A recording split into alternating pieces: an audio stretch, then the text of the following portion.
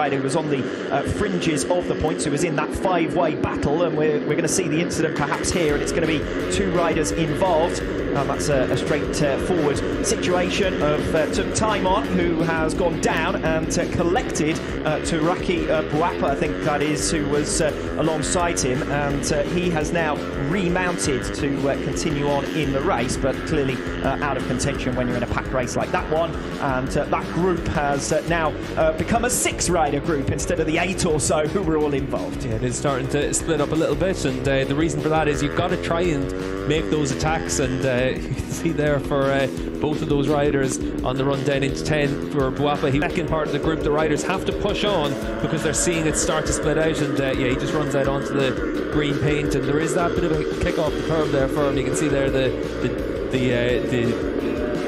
level of the curve certainly different to the level of the track and the asphalt surface around the curve. I was saying earlier on, Steve, when we were watching free practice in Superbikes, we saw Jonathan Ray at one point come down off a curve and get all unsettled by it. These curves do seem that Hamada stalks his way away from the incident. This time we get to see it, and it's exactly as I suggested, a bit of bumping and boring there in towards turn 10. Yeah, and it looks like he just might have gotten a bit of a punt from behind and helped into that exit, but for Hamada, it's not going to make too much difference. He knows he's down and out, and he's got 3 races left for this weekend, though 3 races. Who's got in front of Mie and made a 0.3 of a second advantage. Yeah, you can see there Aditama there on the number 3 going down, and again, like you said, Alex, another move into turn 10. It's easy to be a little bit ambitious on the run into there. Nice corner on the circuit. Daniel Sharil looking for his first race victory since his return to the Asia Talent Cup. He was last a winner in Thailand 2018. He's fighting for the lead here against Furusato, the championship leader, who goes soaring around the outside bravely.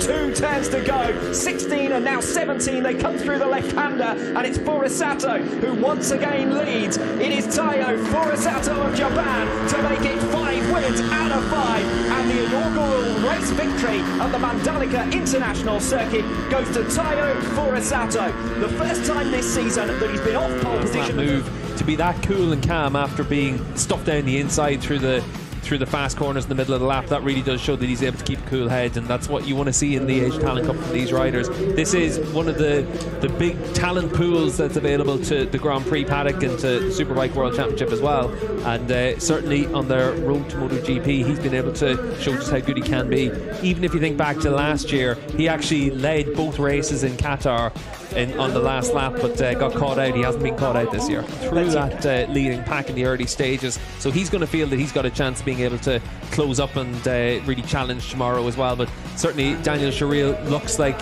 from that pole position in particular, that he's going to have a good chance of being able to try and take the fight once again to Furusato. It's Gunmie taking the 3rd position in race 1. Just lacked a little bit of pace in the closing stages, dropped off on those last 2.5 laps, and eventually finishes 1.4 seconds down, but he was able to take the fight to Furusato until, well, the first 13-14 laps, frankly, on the number 5, and we saw him fighting his way through at one stage to hit the front as well. Tried to unsettle Furusato, but he is a cool head, is the youngster, just 16 years of age, your race winner.